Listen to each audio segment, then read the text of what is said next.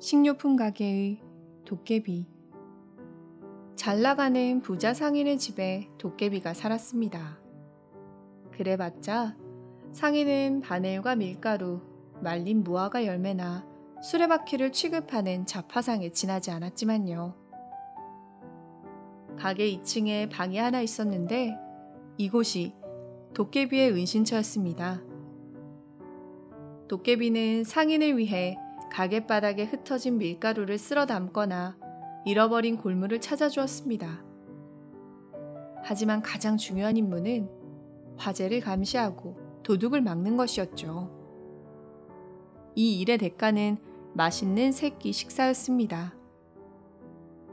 크리스마스 때 특별히 나오는 말린 자두와 버터 덩어리가 둥둥 뜬 오트밀죽도 빼놓을 수 없었고요. 도깨비에게 2층을 내준 상인과 안주인은 1층에서 지내면서 가난한 학생에게 다락방을 세주었습니다. 어느 날 저녁 학생이 가게로 내려왔습니다. 언제나 수중에 돈이 몇 푼 없는지라 빵과 치즈를 아주 조금 샀습니다. 그리고 사치를 부리는 것 같았지만 초 한 자루 값도 치렀습니다. 밤이라고 공부를 중단할 수는 없었기 때문입니다. 안주인이 탁자 위에 함부로 굴러다니고 헐고 너절한 책에서 한쪽을 뜯어 빵과 치즈를 쌌습니다.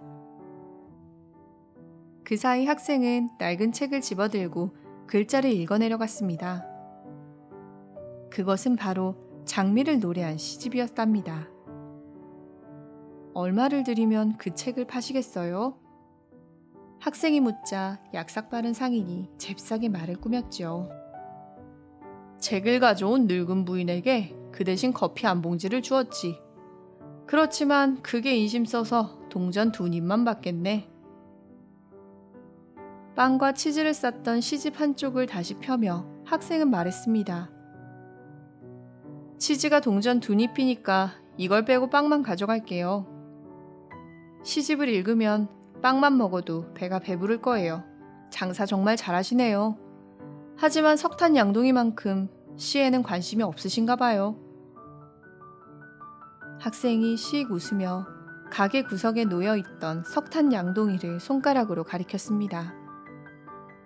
조금은 건방지고 깔보는 말투였지만 상인은 영문을 모른 채 너털 웃음을 지었습니다. 학생은 휙 몸을 돌려 제 방으로 올라왔습니다.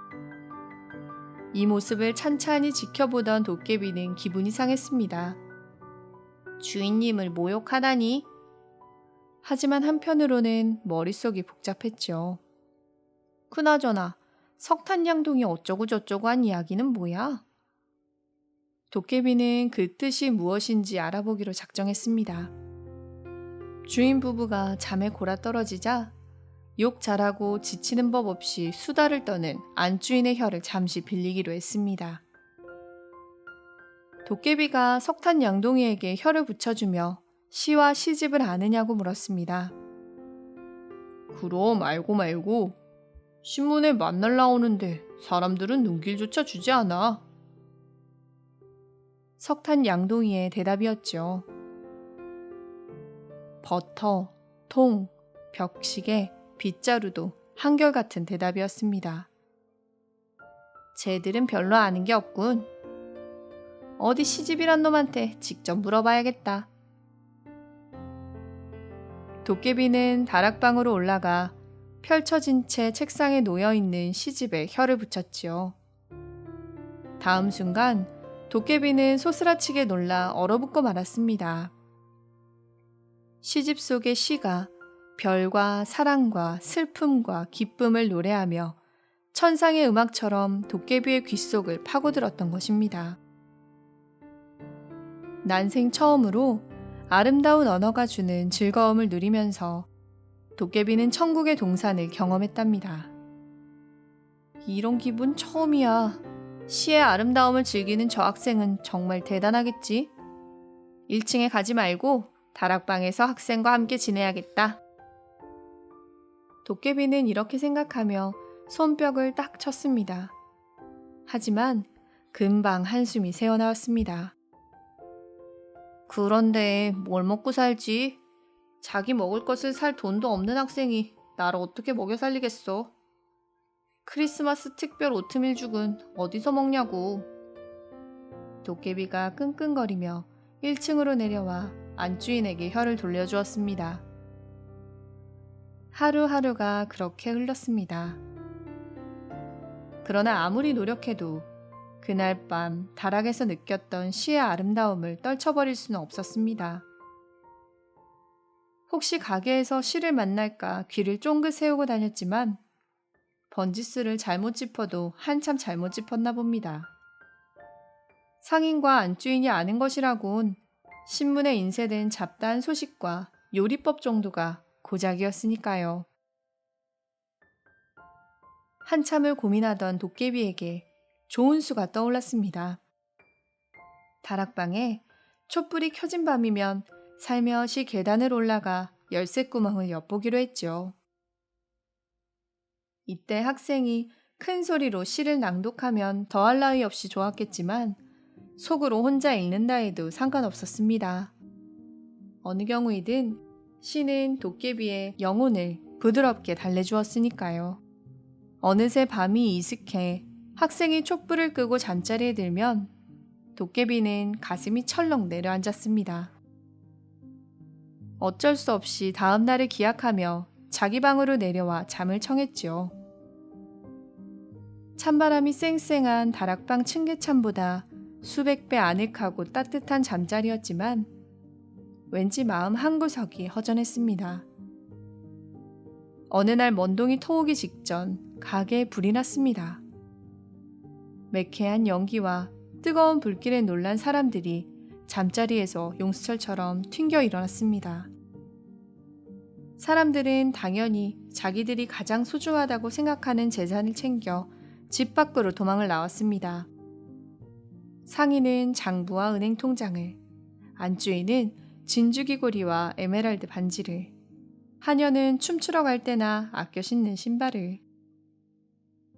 도깨비는 단숨에 다락방으로 뛰어 올라갔습니다. 시집을 구해야 했죠.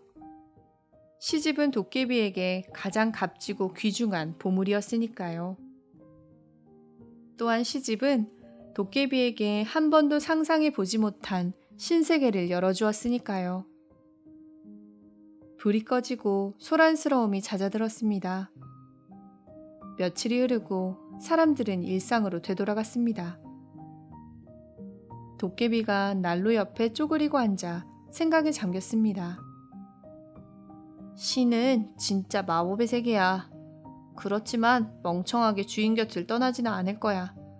끼니 걱정을 하면서 살 수는 없잖아. 참, 학생은 그날 대학 도서관에서 밤을 새우며 공부하느라 집에 들어오지 않았다고 합니다.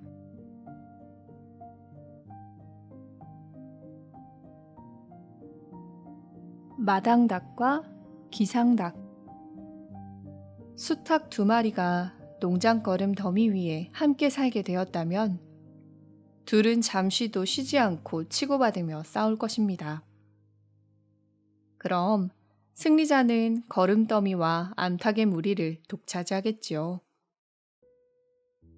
그러나 이야기에 등장하는 2마리 수탉은 도대체 싸우는 법이 없었습니다. 그럴 수밖에 없었지만요. 사실 하나는 농장 마당을 어슬렁거리는 진짜 수탉이었고, 다른 하나는 지붕 위에 올라앉아 바람 따라 빙글빙글 도는 양철 풍향기의 닭이었습니다. 공통점이 있다면 둘 다 몹시 콧대가 높았다는 것 정도였죠. 마당 한쪽 온실에서는 오이가 자랐습니다. 오이는 마당닭이 암탉들을 거느리고 우쭐대는 모습을 보며 몹시 부러워했어요. 멋진 투구를 쓴 기사님 같아. 걷는 것도 춤추는 것처럼 우아하고, 게다가 오페라 가수 뺨치는 목소리하며, 아, 딱 나의 이상형이야. 저희가 나를 콕콕 쪼아 맛있게 먹는다면 당장 죽어도 여한이 없겠어. 오이는 사르르 몸을 떨었죠. 갑자기 바람이 불어 양철닭이 삐걱거렸어요. 오이가 무심결에 지붕을 올려다보며 중얼거렸습니다. 아까와 전혀 다른 쉰 목소리가 목구멍에서 흘러나왔습니다. 저 어수룩한 양철닭 좀 보게. 지붕 위에서 폰만 잡으면 다인 줄 아나? 꽃기호 소리는커녕 꽥 소리도 못 내면서. 나달 하나 쪼을 줄 모르니 암탉을 꼬일 리도 없지. 저렇게 거만하고 건방진 호라비는 정말 꼴도 보기 싫어. 그날 밤 요란한 폭풍우가 닥쳐왔습니다. 거센 바람이 울타리를 허물고 기왓장을 공중으로 날려보냈죠. 마당닭과 암탉들은 허겁지겁 닭장 안으로 몸을 피했지만 양철닭은 꼼짝도 않고 제자리를 지켰습니다.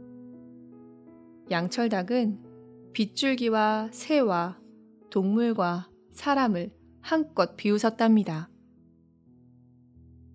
이깟 일로 야단법석을 떨다니 쓸모없는 것들. 그 중에서도 양철닭이 가장 우습게 여겼던 것은 새들이었습니다. 새들은 지붕 위로 날아와 양철닭 옆에 앉아 놀곤 했기 때문에 정이 들만도 했습니다. 그렇지만 양철닭은 참새는 시끄럽게 짹짹거리고 비둘기는 돼지같이 뚱뚱하며 독수리와 매는 피비린내 나는 모험담을 지겹도록 늘어놓는다는 이유로 싫어했죠.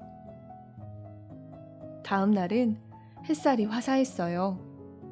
마당닭이 닭장에서 폴짝 뛰어나와 바람에 허물어진 울타리를 지나 마당으로 돌아왔습니다. 암탉과 병아리들이 임금님처럼 점잠 빼며 걸어가는 수탉의 뒤를 따랐습니다. 마당에 들어서자 마당닭은 회를 치며 연달아서 3번이나 울었습니다. 어젯밤 비가 오고 날이 추웠던 탓에 몸이 약해졌는지 첫 번째 울음소리가 신통치 않다고 생각했기 때문입니다. 그때 오이가 눈에 띄었습니다. 마당닭은 점잖게 고개 숙이며 말을 붙였죠. 안녕, 예쁜 아가씨. 다음 순간 마당닭이 인정머리라고는 손톱만큼도 없이 오이를 쪼아먹기 시작했어요. 그래도 오이는 마냥 행복했습니다. 이처럼 우아하고 세련된 수탉에게 죽다니. 마당닭은 아직도 거드름 부릴 것이 남았는지 목소리를 높였습니다. 내가 얼마나 재주가 많은 줄 알아? 알을 낳을 수도 있다고. 알 속에 뭐가 들어있는 줄 알아? 우리야 모르지요. 암탉과 병아리들이 꼬꼬댁 삐약삐약 야단을 떨며 마당닭의 비위를 맞춰주었습니다. 곧바로 대답이 주어졌죠. 바실리스크야. 이마에 벼슬 세운 동화 속 괴물이지. 바실리스크가 노려보거나 입김을 불면 사람도 목숨을 빼앗기고 말지. 또다시 암탉과 병아리들이 마당닭을 침이 마르게 칭찬했습니다. 양철닭이 부글부글 끓어오르며 우라를 간신히 참아내며 이 광경을 지켜보고 있었습니다. 수탉이 알을 낳는다고? 지나가던 아이가 다 웃겠네. 나야말로 원하기만 하면 바람알을 낳을 수 있어. 하지만 이 세상은 바람알이 살아갈 만한 가치가 없지. 온통 어리석은 것들 뿐이야. 여기에 앉아있을 필요도 없는 것 같아. 따분한 세상이여. 안녕. 말을 마치고 양철닭은 저절로 부서져 산산조각이 나버렸습니다. 어쩜 조각이 되어서도 땅에 떨어질 때 마당닭을 찔러 죽이고 싶어 했을지도 모르겠습니다. 암탉들이 두고두고 쏙닥댔던 것처럼 말이에요. 하지만 양철닭은 마당닭을 죽이지 않았답니다. 이야기가 주는 교훈을 아시겠나요? 멍청하다는 소리를 들을지라도 꽃기호 소리를 지르는 편이 저 혼자 잘났다고 우쭐대며 남을 깔보다가 세상이 따분하다는 핑계로 저절로 부서지는 것보다 낫다. 바로 이것입니다.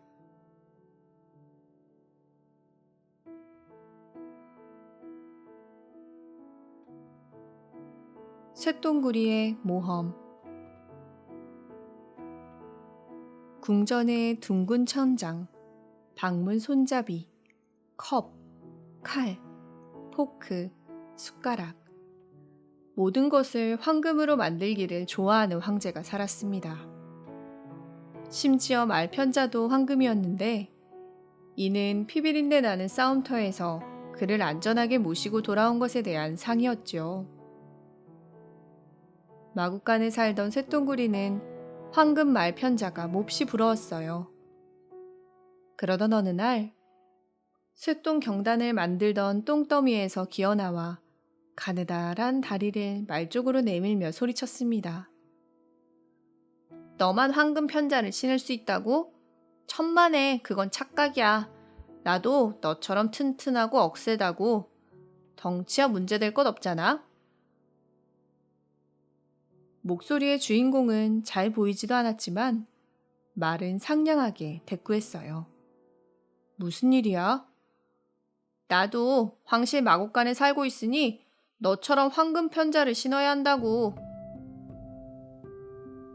쇳덩구리가 뒤로 벌러덩 자빠져 짤따랗게 구부러진 다리를 활짝 벌린 채 공중에서 흔들었습니다. 말은 웃음이 터져 나오려는 것을 간신히 참으며 편자를 전문으로 만드는 대장장이를 불렀지요. 대장장이가 쇳덩구리를 보며 배꼽을 잡고 웃었습니다. 그 짧고 가는 다리에 황금 편자를? 돼지목에 진주 목걸이를 다는 셈이네.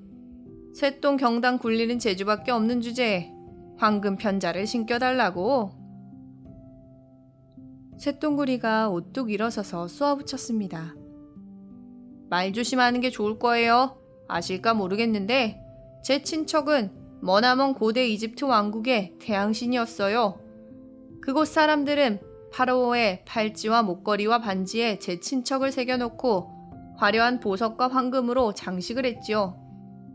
제가 고귀한 과문의 혈통을 이어받았다는 사실을 모르는 것을 보니 대장간 망치질 소리에 머리가 텅 비어버렸나 보네요. 똥냄새가 풀풀 풍기는 조그만 녀석이 말버릇 한번 되게 고약하네. 대장장이가 화가 나 씩씩거리면서 쇳덩구리를 집어 마국간 밖으로 던져버렸어요. 여기서는 아무도 너를 떠받들여주지 않을 테니까 바로한테나 가버려라. 별 수 있나요? 쇳덩구리는 다른 곳에서 행운을 찾기 위해 윤기나는 날개를 쫙 펴고 공중으로 날아올랐어요. 비행은 금방 끝났지요. 황제의 정원에서 향기로운 라벤더 꽃을 발견하고 그 위에 내려앉았습니다. 멋진 정원이지 않니? 장미꽃에 앉아있던 무당벌레가 반겨주었지요. 멋지긴 뭐가 멋져. 눈을 씻고 보아도 똥더미 하나 없는데. 쇳덩구리는 퉁명스럽게 내뱉고 다시 날아올랐습니다. 날갯짓이 몹시 힘들었나 봅니다. 쇳덩구리는 땅 위에 내려앉아 잠을 청했습니다. 얼마 안 있어 검은 구름이 햇님을 가리더니 비가 쏟아졌습니다. 마국간에 살 때는 똥더미에 구멍을 내고 그 안에서 비를 피할 수 있었지만 지금은 사정이 달랐습니다. 맨땅이라도 파보려 애썼지만 여간 단단하지 않았습니다. 게다가 날개마저 흠씬 젖어 펴지지 않았죠. 쇳덩구리는 빗물이 흐르는 길을 따라 허우적거리면서 물에 빠져 죽을지도 모르겠다고 생각했습니다. 다행히 비는 금세 그쳤습니다. 앞다리로 눈을 훔치는데 옆에 앉은 개구리들이 눈에 띄었습니다. 개구리들이 개골개골 소리쳤습니다. 날마다 비가 오면 얼마나 좋을까? 쇳덩구리가 머리 끝까지 화가 나서 빗물을 토해가며 소리를 질렀습니다. 이게 무슨 귀신 신나라 까먹는 소리야? 남은 물에 빠져 죽을 뻔했는데. 그건 그렇고 얘들아, 이 근처에 똥더미 있니? 첫째 개구리가 역겹다는 표정을 지었습니다. 아이, 똥냄새! 어서 가자고. 여기 있다가는 병이 옮겠어. 둘째 개구리가 말을 끝내기도 전에 개구리들은 폴짝 뛰어 사라져버렸습니다. 쇳덩구리는 정처 없이 앞만 보고 기어갔습니다. 어디에도 똥더미는 흔적도 보이지 않아 기운만 자꾸 빠졌습니다. 저쪽에 온실로에 향하는 문이 빼끔 열려 있었습니다. 그나마 운이 좋았던 것이죠. 촉촉한 기운이 감돌며 알맞게 따뜻한 온실에는 퇴비가 가득 쌓여 있는 데다 땅이 흐물흐물해 구멍을 파기 딱 좋았습니다. 쇳덩구리는 편안한 마음으로 땅에 누워 잠이 들었습니다. 꿈속에서 말이 황금 편자를 건너주었죠. 하지만 달콤한 꿈은 꼭 중간에 깨지고 마는 법입니다. 사람의 억센 손가락이 쇳덩구리를 쥐었습니다. 아, 이 쇳덩구리 표본을 만들기에는 안성맞춤이구만. 황제 폐하의 곤충 표본실에 전시하면 아주 그만이겠어. 이집트 왕 쇳덩구리 옆에다 비누로 꽂아 놓아야지. 쇳덩구리는 화들짝 놀랐습니다. 황실수석 생물학자의 목소리는 익히 아는지라 이제 끝장이라는 두려움이 밀려왔습니다. 곤충들이 흔히 쓰는 수법대로 죽은 척하기로 했습니다. 생물학자는 깜빡 속아 넘어가 창턱에 쇳덩구리를 올려놓았습니다. 그는 기회를 놓치지 않고 잽싸게 달아났습니다. 쇳덩구리는 허겁지겁 커다란 건물의 창문 사이로 비집고 들어갔습니다. 아찔하는 순간 뻣뻣한 풀숲으로 떨어졌지요. 조금 있다 정신을 차린 쇳덩구리는 너무 기뻐서 팔짝팔짝 뛰었습니다. 풀숲인 줄 알았던 그곳은 말의 갈기 속이었죠. 드디어 황실 마구간으로 돌아올 수 있었던 것입니다. 쇳덩구리가 황제처럼 근엄하게 앉아 중얼거렸습니다. 다시 생각해보니 황금 편자는 필요 없겠어. 이렇게 황제 폐하처럼 황금 편자를 박은 말 위에 앉아있으면 되잖아.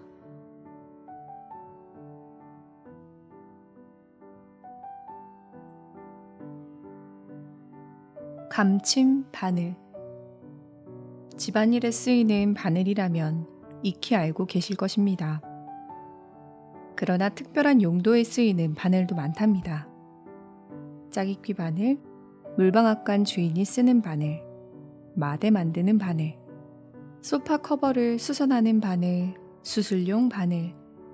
제가 지금부터 말씀드리고자 하는 바늘은 뜨개실, 무명실, 털실로 양말을 깁는 데 사용하는 짜깁기 바늘입니다. 그런데 이 짜깁기 바늘은 자신이 무척 섬세해 자수용 바늘이라고 믿었죠. 동그란 귀에 날씬한 몸매, 날렵하면서도 정확한 몸놀림이 그 증표라고 떠벌렸어요.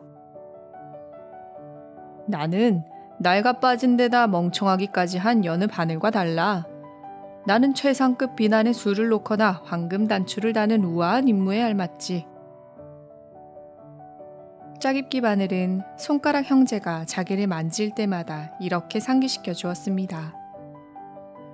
사정이 그렇다 보니 손가락 형제는 짜깁기 바늘이 단 한 번만이라도 순순히 따라 주었으면 좋겠다고 푸념을 늘어놓았습니다. 하루는 손가락 형제가 요리사의 가죽 실내화를 고치려고 짜깁기 바늘을 움켜쥐었죠. 그러자 짜깁기 바늘이 빽 소리를 질렀습니다. 정말 창피해 죽겠네. 가죽을 찔러야 한다고? 내 몸매 좀 봐. 그러다 부러지면 어쩌려고? 너희들이 무슨 권리로 나를 못살게 구는 거야? 이 심퉁 사나운 손가락들아. 손가락 형제는 그 외침을 듣지 못했습니다. 아뿔싸. 정말 바늘이 부러지고 말았습니다. 미리 경고했잖아. 나는 너무 섬세해서 이런 일에는 어울리지 않는다고 말이야. 짜깁기 바늘이 앓는 소리를 해댔지만 손가락 형제는 거들떠보지도 않았습니다. 그러다가 요리사의 명령이 떨어지고 나서야 부러진 바늘 한쪽에 빨간 복납을 한 방울 떨어뜨려 둥근 머리를 만들어주고 스카프에 꽂았습니다. 얘, 나 근사하지? 이제부터 나를 모두 우러러볼 거야. 짜깁기 바늘이 옆에 있던 브로치에게 으스댔죠. 브로치는 새로 이사온 이웃이 거들먹거리는 꼴이 보기 싫은지 아무 말이 없었습니다. 사실 하찮은 바늘, 그것도 부러진 반토막에 지나지 않다는 걸 잘 알고 있었거든요. 그래도 짜깁기 바늘은 시끄럽게 말을 걸어왔습니다. 너 정말 귀엽네.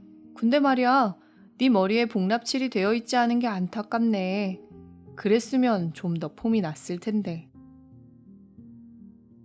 이때 우쭐대며 몸을 길게 느리는 바람에 짜깁기 바늘은 개수통에 떨어져 구정물과 함께 하수구로 떠내려갔습니다.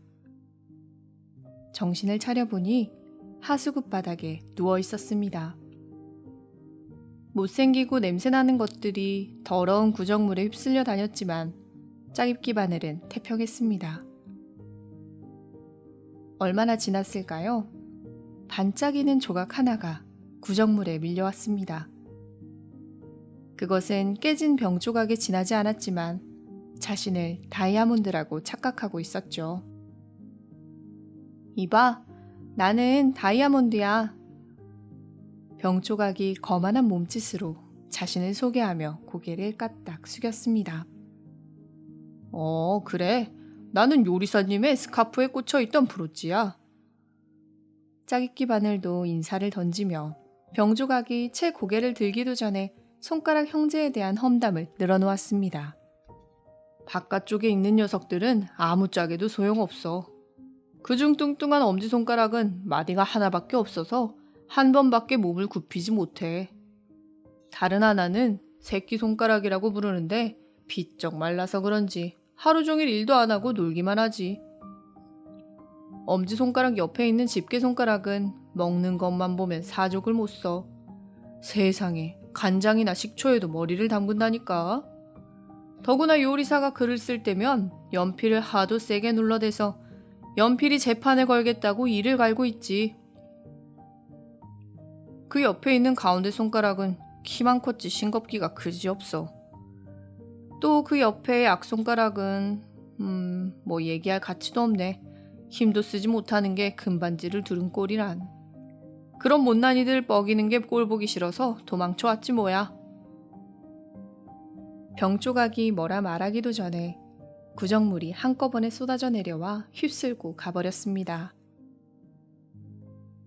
너는 더 좋은 곳으로 가려나 보다. 하지만 난 괜찮아. 내가 얼마나 섬세하고 멋진데 더 바랄 게 뭐 있어? 짜깁기 바늘은 아쉬움을 삼키며 주절거렸습니다. 갑자기 햇살이 흐릿한 구정물을 가르고 하수도 바닥을 비추었습니다. 내 몸이 너무 작고 가늘어서 햇님이 나를 찾지 못하나 봐. 귀를 잃지 않았더라면 햇님의 목소리라도 들을 수 있을 텐데. 아, 눈이 촉촉해지네. 하지만 울지 않을 테야. 나 같은 고귀한 바늘에게는 어울리지 않는 짓이니까. 부정물 속에서 짜깁기 바늘은 녹이 슬고 머리가 떨어져 나가 온몸이 까맣게 변했습니다. 그래도 코에 걸면 코걸이, 귀에 걸면 귀걸이라고 하지 않습니까? 짜깁기 바늘은 까만색이 제 몸을 더 날씬하게 보이도록 해준다며 싱글벙글했습니다. 하루는 개구쟁이 소년들이 찾아와 구정물을 헤집으며 장난을 쳤습니다. 물에 빠진 동전이나 생유리, 못 따위를 건져내기 위해서였죠. 한 아이가 짜깁기 바늘에 손가락을 찔렀습니다. 아야, 뭐 이런 게 다 있어. 아이가 하수구에서 짜깁기 바늘을 끄집어냈습니다. 다른 아이 하나가 달걀 껍데기를 발견해 들고 왔습니다. 아이들은 달걀 껍데기에 짜깁기 바늘을 꽂고 그 위에 물에 젖어 축 늘어진 종이를 걸쳐 놓았습니다. 이제 아이들 손에서 벗어난 짜깁기 바늘은 보트를 타고 하수구를 여행하게 되었죠. 짜깁기 바늘은 하늘 위에 붕 뜬 기분이었습니다. 아, 중요한 사명을 띠고 항해를 하게 되었다니. 섬세하고 멋진 나에게 어울리는 일이야. 그나저나 멀미를 하지 않아야 할 텐데. 하긴 내 위는 튼튼하니까 문제없을 거야. 달콤한 상상은 잠시뿐이었습니다. 마차 바퀴가 하수구에 빠지면서 달걀 껍데기를 뭉개버렸기 때문입니다. 짜깁기 바늘의 몸에도 작은 생채기가 났습니다. 이걸 어째, 아프잖아. 이러다 또 부러지면 어떡하지? 내가 얼마나 섬세하고 연약한데. 짜깁기 바늘이 훌쩍였습니다. 그러나 짜깁기 바늘은 아무 데서나 만나볼 수 있는 평범하고 수수한 바늘에 지나지 않았습니다. 자신의 상상만큼 섬세하지도 연약하지도 않았습니다. 그러니 마차 바퀴가 또다시 세게 깔아뭉갠다 해도 결코 부러질 리가 없었습니다. 앞으로 짜깁기 바늘에게는 어떤 모험이 기다리고 있을까요? 아니면 영원히 하수구 그 자리에 누워 있을까요? 바보 한스. 어떤 왕국 깊은 시골 마을의 오래된 저택에 늙은 남작이 세 아들과 살았습니다. 첫째 포블과 둘째 피블은 어려서부터 하나를 가르치면 열을 알 만큼 똑똑했고 무엇이든 스펀지처럼 쏙쏙 빨아들여 바다처럼 넓고 깊은 지식을 쌓게 되었습니다. 인류 대학들이 앞을 다투어 강의를 부탁했죠. 백과사전, 과학책, 기술책을 실은 마차가 단 한 주도 빼놓지 않고 저택을 방문했습니다. 이 책들을 읽고 포블과 피블은 더욱더 유식해졌고요. 하지만 책값 때문에 집안에 돈이 남아나지 않아 저택 벽에 금이 가거나 지붕에서 비가 새도 집수리를 할 수 없었습니다. 그래도 학자님들은 무사태평했어요. 포블은 지도와 지리책에 코를 박고 언덕과 산과 산맥의 해발 고도를 일일이 외웠습니다. 피블은 별의별 호박벌과 지렁이가 왕국에 몇 마리나 살고 있는지 파악하기에 바빴습니다. 그런 다음 연구 결과를 왕립동물학회에서 발행되는 잡지에 싣곤 했습니다. 둘은 연구 시간이 모자라다는 핑계로 사람들과 대화를 나누기조차 꺼렸답니다. 그러던 어느 날 공주님이 말솜씨가 뛰어난 사람을 신랑으로 맞이하겠다고 발표했다는 소식이 전해졌습니다. 당연히 포블과 피블은 1등 신랑감 후보였습니다. 그들만큼 유식한 사람은 말솜씨도 빼어날 테니까요. 피블은 사소한 것이라도 놓치지 않고 공주님과 관련된 정보를 수집했습니다. 처음으로 케이크를 먹은 날, 목마를 타다가 세 번째로 떨어진 이유, 딸기 우유와 초콜릿 우유 중 어느 쪽을 더 좋아하는지. 포블은 한결 까다로운 과제를 정했습니다. 대회가 며칠 남지 않았는데 공주님이 몽골 제국의 황제에 대한 이야기를 얼핏 비쳤다는 소문을 들었습니다. 그래서 몽골 사람들이 이동식 천막을 어떻게 만드는지 철저히 조사하기로 했죠. 드디어 시합날이 밝아왔습니다. 형제는 최선을 다했고 둘 다 승리를 자신했습니다. 말을 빨리 하기 위해 입술에 기름도 발라두었지요. 형제가 말을 올라타려는데 막내 한스가 쪼르르 달려왔습니다. 한스는 나들이 옷을 점잖게 차려입은 형들이 안장 위에 의젓하게 앉아있는 모습을 보고 토끼 눈이 되어 물었습니다. 형들은 아직 코를 골며 자고 있을 시간 아니야. 이렇게 일찍 어딜 가? 공주님이 결혼하고 싶어 하신대. 넌 듣지도 못했지? 피블이 한심하다는 듯한 표정이었습니다. 포블이 인심이라도 쓰는 듯 말솜씨 시합을 설명해 주었습니다. 그러면서 거만한 말투로 동생을 비웃었습니다. 하긴 너한테 이야기해봤자 쇠기의 경일기지. 무슨 말인지 알기나 해? 이 멍텅구리야? 형들이 말을 몰아 대문을 나섰습니다. 한스는 그 모습이 보이지 않을 때까지 꼼짝 않고 서 있었습니다. 사실 한스는 사람들 생각만큼 어리석지 않았답니다. 한스가 아버지에게 졸랐지요. 저도 시합에 나갈래요. 공주님의 신랑이 될게요. 공주님이 저를 선택하지 않는다 해도 제가 공주님을 선택하면 그만이죠. 그러니 말을 좀 빌려주세요. 늙은 남작이 귀를 의심하며 되물었습니다. 너는 말을 탈 줄도 모르지 않니? 마당을 나서기도 전에 거꾸로 떨어질 거다. 그건 그렇다 쳐도 네가 대회에 나가 뭘 어쩌려고 그러니? 너는 아는 것도 없는 데다 말솜씨도 형편없잖니? 한스는 고집을 꺾지 않았습니다. 말을 빌려주지 않으면 외양간에 있는 염소 빌리를 타고 가겠어요. 빌리는 제 것이니까요. 게다가 빌리는 바람처럼 빠르다고요. 늙은 남작은 하도 기가 막혀 말대꾸도 하지 않았습니다.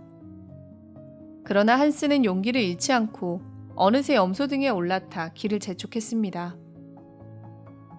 염소가 재빨리 달려나가자 한스가 콧노래를 흥얼거렸습니다. 이따금 걸음을 멈추고 민들레를 뜯어먹기도 했지만 빌리는 워낙 빨랐습니다. 금방 포블과 피블을 따라잡았습니다. 형들은 공주님의 마음을 사로잡을 기발한 아이디어를 궁리하느라 막내 동생에게 눈길조차 주지 않았습니다. 포블 형, 피블 형, 나도 왔어. 이것 좀 봐. 한스가 길에서 준 까마귀 시체를 쳐들었습니다. 그걸 가지고 뭐 하려고? 형들이 묻자 한스가 대답했습니다. 공주님에게 선물로 줄 거야. 깜짝 놀라게 해줘야지. 형들은 큰 소리로 웃으면서 말을 더 빨리 달렸습니다. 멍텅구리 동생을 빨리 따돌리고 싶었죠. 빌리는 달리는 말한테도 지지 않았습니다. 한스가 다시 형들을 불렀습니다. 포블 형, 피블 형, 이것 좀 봐. 멋진 남학신이야. 그렇지? 형들은 더 큰 소리로 웃으면서 말의 배를 세게 걷어찼습니다. 조금 있다 한스가 다시 따라와 소리쳤습니다. 진흙을 움켜쥔 손을 높이 쳐들고 있었습니다. 포블 형, 피블 형, 이것 좀 봐. 정말 멋진 선물이 될 거야. 한스, 바보 같은 소리 좀 그만해라. 그건 진흙이잖아. 형들이 핀잔을 주었지만 한스는 진흙이 흘러내리는 손을 높이 들어 보이며 외쳤습니다. 정말 좋은 진흙이라고. 마요네즈처럼 부드럽고 미끈미끈해. 형들은 한스의 말을 더 이상 듣지 않으려고 더 빨리 말을 몰았습니다. 어느덧 궁전에 도착했습니다. 공주님 앞에서 말솜씨를 뽐내기 위해 몰려온 청년들이 길게 늘어서 있었지요. 그 줄은 궁전에서 시작되어 거리를 지나고 성문 밖으로 끝없이 이어졌습니다. 형제가 말에서 내려 줄을 서려는데 어느새 한스도 도착해 형들 뒤에 자리를 잡았습니다. 줄은 예상보다 빨리 줄었습니다. 공주님 앞에 서면 몹시 긴장했기 때문에 사람들은 대부분 말문이 막혀 우물쭈물하거나 쓸데없는 헛소리를 떠들거나 입속으로 웅얼거리는 것이 고작이었기 때문이죠. 그럼 공주님은 잠시도 망설이지 않고 불합격자를 내쫓았던 것입니다. 어느덧 피블의 차례가 되었습니다.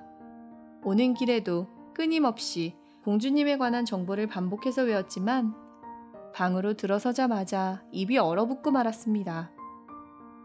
거울 천장 속에는 모든 것이 거꾸로 비쳤고 마룻바닥에서는 발을 옮길 때마다 삐걱 소리가 났으며 시뻘겋게 타오르는 난로에서는 뜨거운 열기가 쏟아져 나와 방을 뜨겁게 달구었습니다.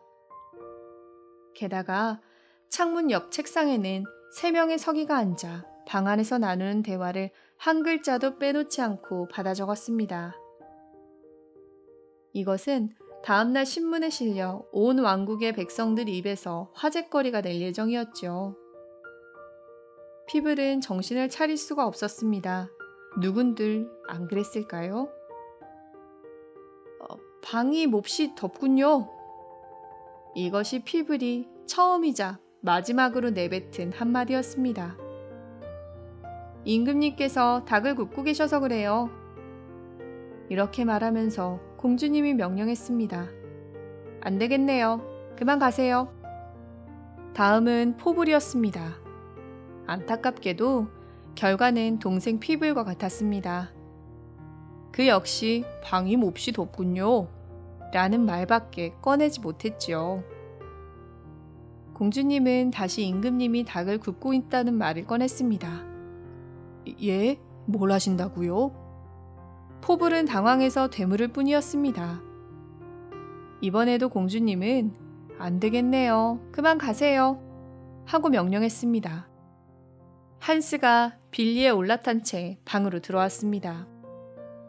날개 달린 돼지라도 본 듯 공주님의 두 눈이 쟁반만해졌답니다. 우와, 되게 덥다. 한스가 소리쳤습니다. 공주님이 가슴을 진정시키며 간신히 말을 꺼냈습니다. 임금님께서 닭을 굽고 계셔서 그래요. 한스는 그것마저도 참 잘됐다는 표정이었습니다. 그럼 이 까마귀도 구울 수 있을까요? 공주님은 어이가 없어서 대답을 찾지 못했습니다. 여러분이라도 마찬가지였을 테죠. 이윽고 공주님이 상냥하게 웃으며 말했습니다. 그럼요. 그런데 궁전에는 까마귀를 구울 만한 그릇이 없으니 어쩌죠? 참, 혹시 그릇도 가져오셨나요? 물론이죠. 한스가 나막신을 꺼내 까마귀를 올려놓았습니다. 공주님은 벌써 한스의 재치 있는 말솜씨에 반했지요. 공주님이 다시 물었습니다. 양념도 가져오셨나요? 걱정 마세요, 공주님. 준비해두었답니다. 한스가 주머니를 뒤집어 까마귀 위에 진흙을 부었습니다. 공주님이 한스의 손을 꼭 쥐었습니다. 진흙이 덕지덕지 묻어있는 손이었지만 조금도 신경 쓰지 않는 눈치였지요. 공주님이 한스를 그윽한 눈으로 쳐다보았습니다. 당신은 정말 재치 있는 말솜씨를 지니셨군요. 당신과 결혼하겠어요. 그런데 작은 문제가 하나 있는데 어쩌죠? 저쪽에 앉아있는 서기들 보이죠? 저들이 우리가 나눈 얘기를 한 글자도 빼놓지 않고 받아 적고 있거든요. 그리고 그 내용이 내일 신문에 실리게 되죠. 그런데 말이에요. 오늘 우리가 나눈 이야기를 왕국의 백성들에게 알려야 하나 마나 약간 헷갈리네요. 백성들이 나나 당신에 대해 어찌 생각할까요? 참, 당신이 다음 임금님이라는 것은 아시죠? 걱정 마세요. 몽땅 잊어버리게 해줄 테니까요. 한스가 공주님을 안심시키더니 뒤쪽에 얌전히 있던 빌리에게 명령했습니다. 빌리, 저 사람들 혼 좀 내줘. 명령이 떨어지기가 무섭게 빌리가 서기들에게 달려들었습니다. 빌리가 날카로운 뿔로 공격해오자 서기들은 깜짝 놀라 용수철처럼 자리에서 튕겨 일어나 달아났습니다. 그 바람에 책상이 엎어졌습니다. 바닥에 흩어진 종이 위로 잉크병에서 쏟아진 먹물이 스며들어 글자는 알아볼 수 없게 되었답니다. 얼마 뒤 한스는 공주님과 결혼하고 새 임금님이 되었습니다. 집안에서는 멍텅구리라고 늘 놀림을 받던 천덕꾸러기였는데 말입니다.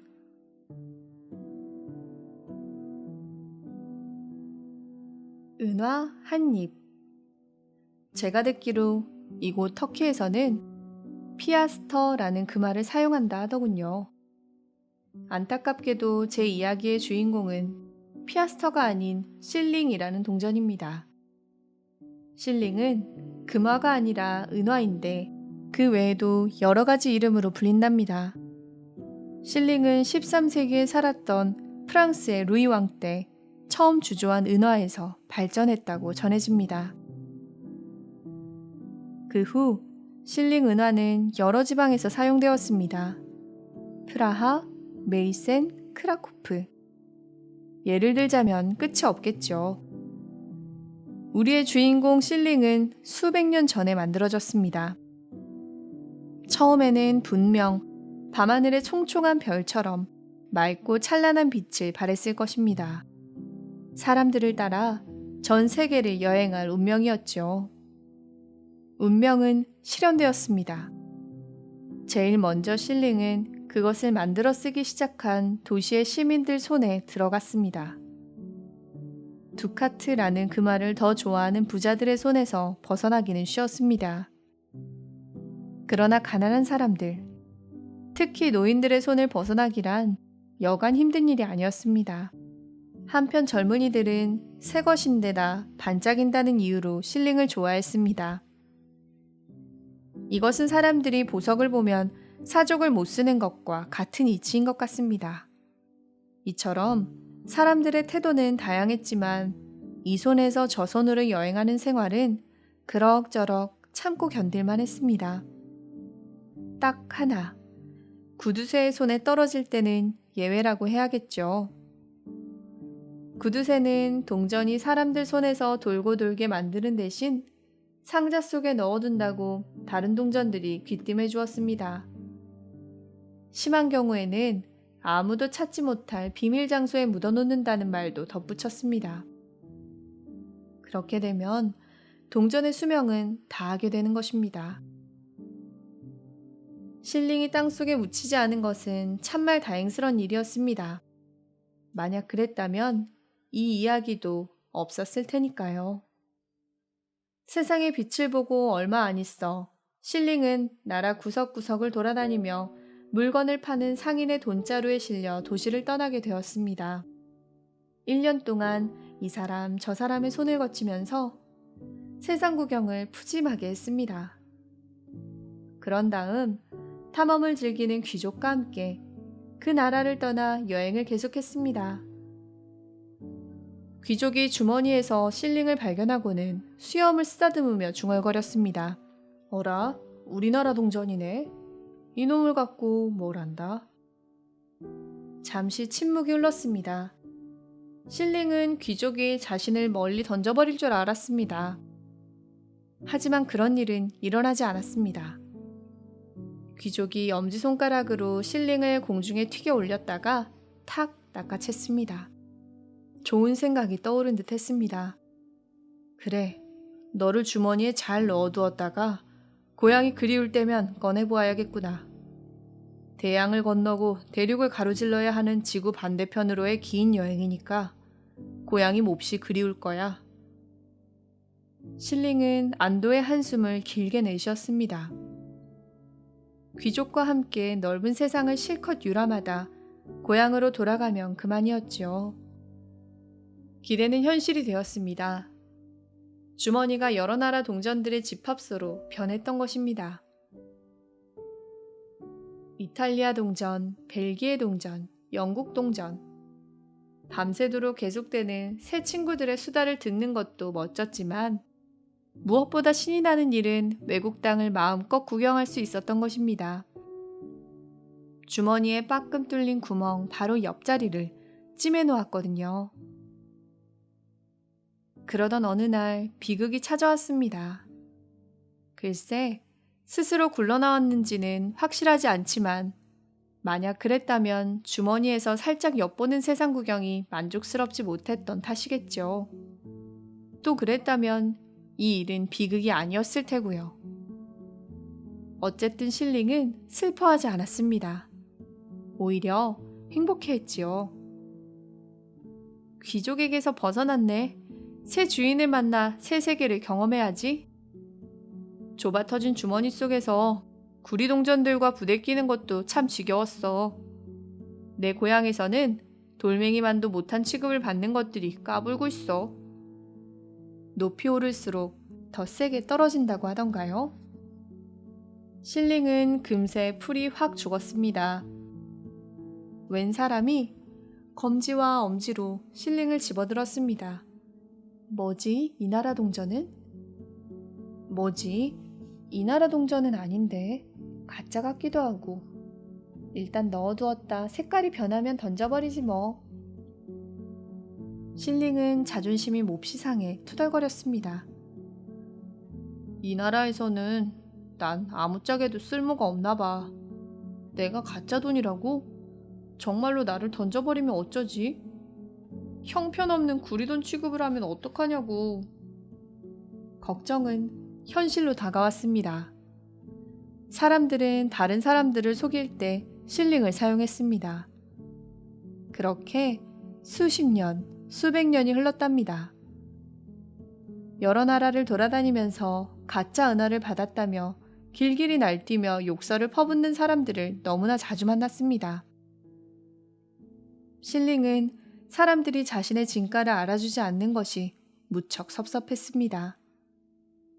사람들의 오해가 가슴 깊은 곳에서 콩콩 뛰는 은심장을 아프게 했습니다. 그런데 딱 한 번 똑같이 오해를 받았어도 섭섭하지 않았던 적이 있었습니다. 그때 실링은 가난하지만 정직한 여인의 손에 들어갔습니다. 여인이 실링을 내려다보며 딸에게 말했습니다. 이 동전이 마음에 드니? 너에게 줄 테니 갖고 놀아. 내가 가짜 돈에 속았다고 나도 다른 사람을 속일 수는 없단다. 소녀는 실링의 한가운데에 구멍을 뚫은 다음 빨간 실을 구멍에 꿰어 목걸이를 만들었습니다. 그리고 보석 목걸이라도 되는 양 목에 걸었죠. 세월이 흘렀습니다. 어느새 어른이 된 소녀의 결혼식 날이 되었습니다. 시어머니가 말했습니다. 결혼 선물로 황금 목걸이를 준비했으니까 볼품없는 그 목걸이는 제발 좀 끌어버리렴. 어른이 된 소녀가 실링 목걸이를 끄르기 전에 실링은 제 힘으로 실에서 떨어져 나와 진흙 속으로 굴러들어갔습니다. 시어머니의 말이 너무나 큰 상처를 주었지요. 얼마나 오랜 세월을 골목길 진흙탕에 누워 있었는지 아무도 모릅니다. 또다시 사람의 손이 실링을 건져 올렸을 때는 심하게 낡은 데다 초록색 이끼를 뒤집어 쓴 것처럼 색깔이 완전히 변해 있었습니다. 초록색 동전을 사용한다는 물의 요정조차 거들떠보지 않을 지경이었죠. 다행스럽게도 이번 주인은 어리석지 않았습니다. 유명한 대학에서 옛날 돈을 연구하는 교수였지요. 교수가 소스라치게 놀라 소리쳤습니다. 대단한 발견을 했네. 이렇게 오래된 실링은 2번 다시 만나지 못할 거야. 교수는 값비싼 보석이라도 되는 것처럼 실링을 깨끗이 손질해 보관해 두었습니다. 그 후 실링에 관하여 수백 페이지에 달하는 연구 논문이 작성되었습니다. 결국 실링 덕분에 교수는 뛰어난 학자의 명성을 누리는 한편 세계 각국에서 최고 권위를 지닌 과학협회의 회원이 되었습니다. 실링에게도 이 사건은 불행 끝 행복 시작이었습니다. 실링은 이제 박물관에서 살게 되었습니다.